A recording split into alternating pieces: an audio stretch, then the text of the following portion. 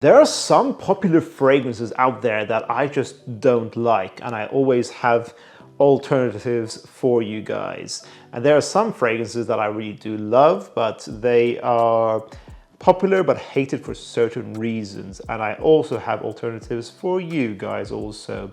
I like to do this series where I give new and interesting fragrance alternatives to popular fragrances to see if I can get you guys onto something better that I think is better, or something that remedies the annoyance you may have with a popular fragrance. We have 8 pairs to go through today. Let's begin.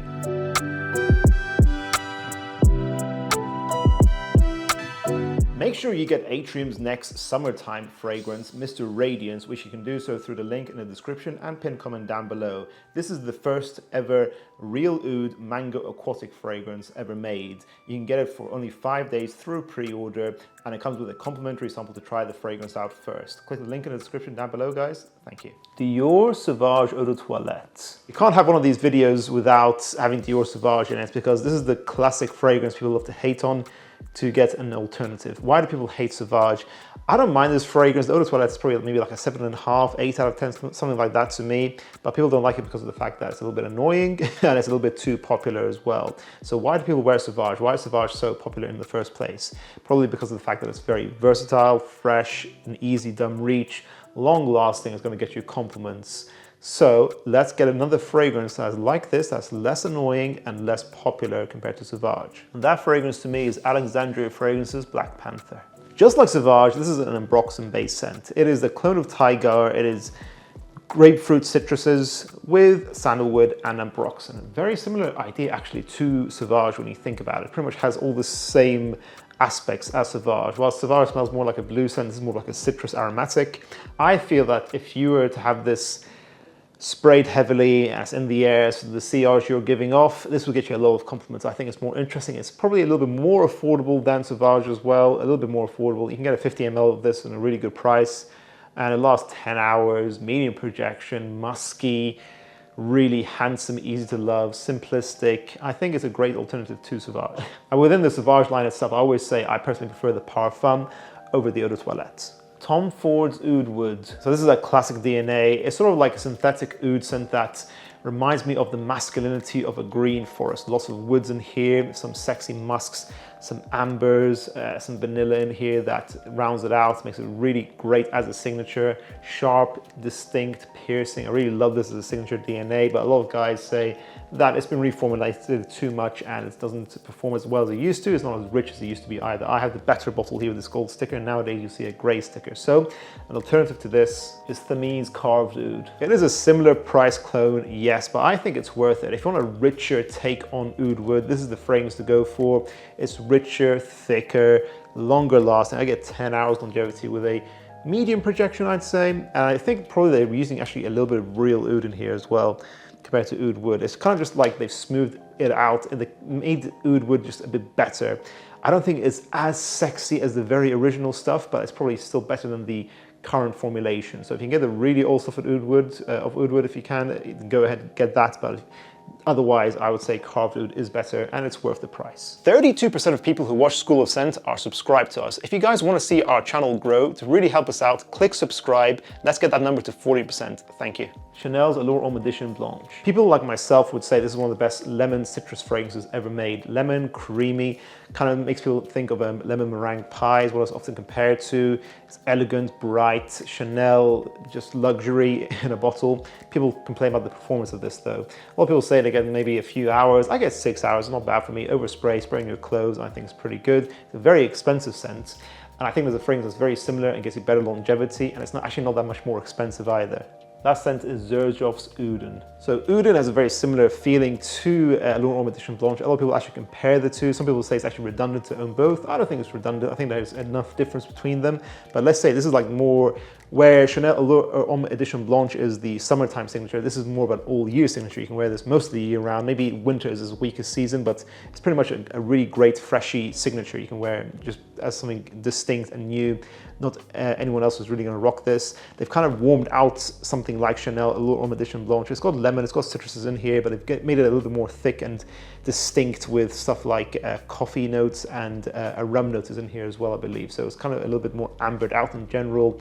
It's a more well-rounded DNA compared to Allure Homme Edition Blanche. It can be used for the summertime easily as well, and I get about 8 hours with a soft to medium projection, so I get a few more hours than Allure Homme Edition Blanche. And I know this is niche, but you know what? Edition Blanche is pretty much reaching niche price tags these days. I mean, look at a price tag of a 100 ml.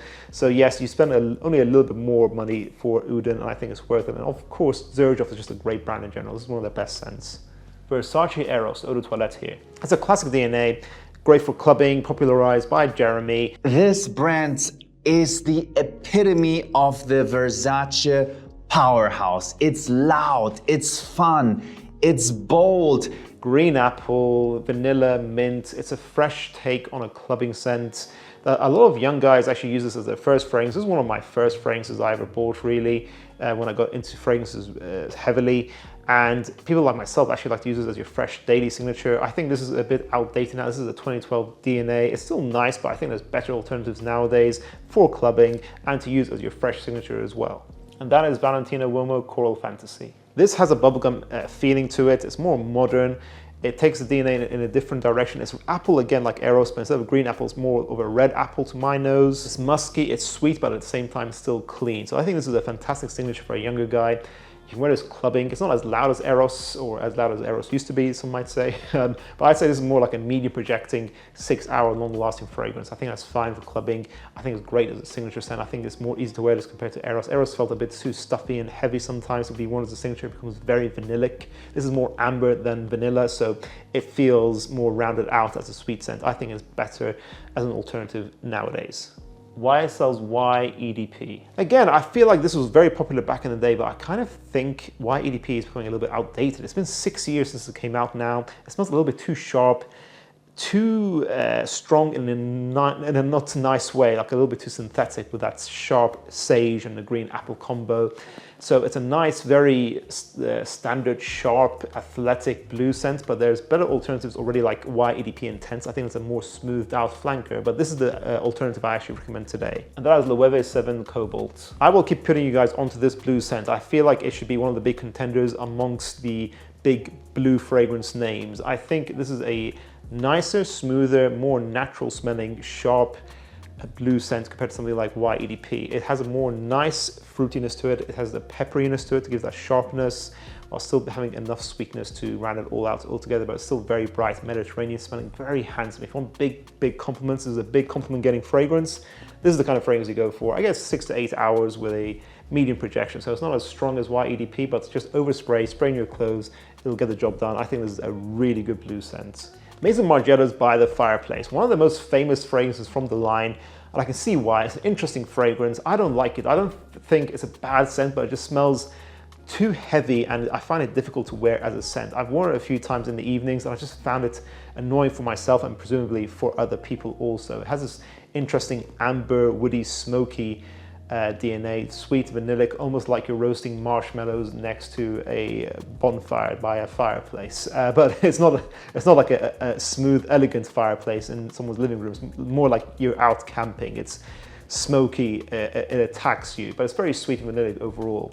I would say it's just a difficult scent to wear, to rock that well. I think it's a unisex scent overall, but I think this is better. This is Lattafa's Ameer Oud Intense. So this is a clone, technically, that I got put onto by Margiela Curly Fragrance. I would give this fragrance a 9. That's how much I like this one. She said it's a more masculine take on By the Fireplace. I would say yes. I don't think it smells as good quality, but this is much cheaper. This is a very cheap scent, and it's incredibly good value. It just smells much better than its price tag. So it's not as good quality as By the Fireplace, I'll admit, but I would rather wear this personally over By the Fireplace. It kind of toned down the gourmand, vanillic aspects of By the Fireplace. They've toned down a bit of the smokiness. It smells a little bit more masculine, a little bit more aromatic, a bit more fresh, but still overall a sweet scent, I'd say, but it's more ambered out instead of so vanillic like By the Fireplace is. It's not as realistic as By the Fireplace, making it, you know, okay, you reduce some of that artistic factor of By the Fireplace, but you make it a more wearable DNA.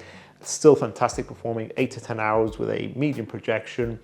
And for the price, again, the price is just incredible. Very, very good fragrance, a very good cheapie.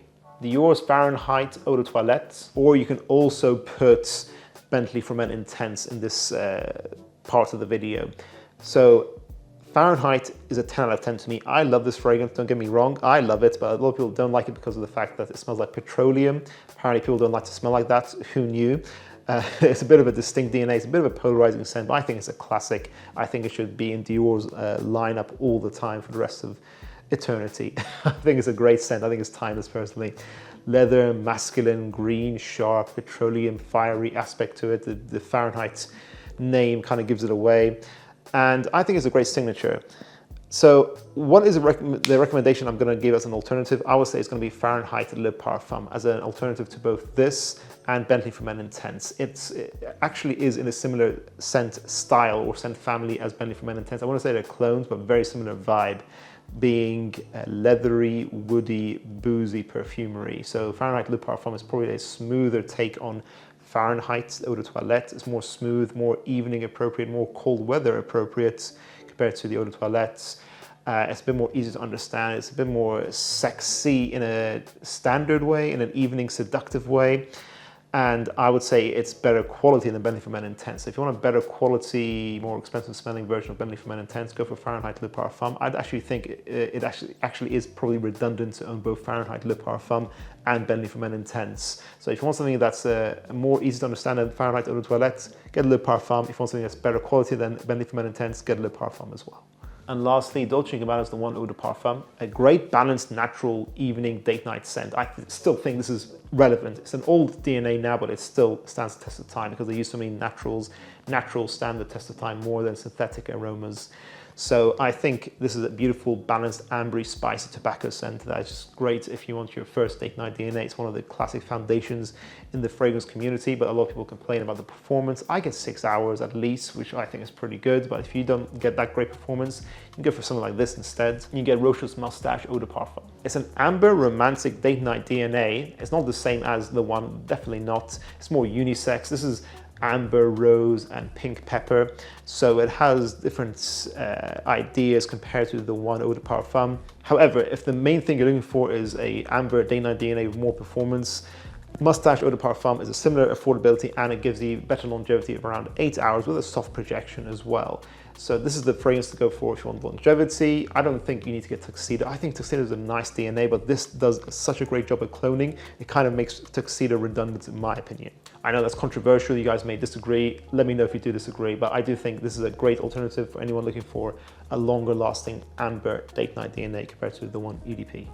And that concludes this video, guys. I know there's going to be some controversial takes in my list today, so let me know in the comments down below, do you agree or disagree? What are some popular fragrances that you feel have better alternatives? Share your input as well in the comments down below. If you guys enjoyed this video, make sure to check out our previous parts of this series. I'll see you guys in the next one. Bye.